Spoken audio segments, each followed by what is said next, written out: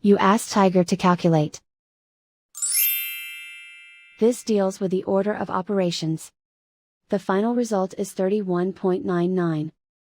Let's solve it step by step. Perform any multiplication or division, from left to right.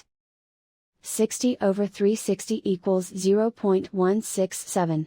0.167 times 2 equals 0.333. 0.333 times 3.14 equals 1.047. 1.047 times 10.5 equals 10.99. 2 times 10.5 equals 21.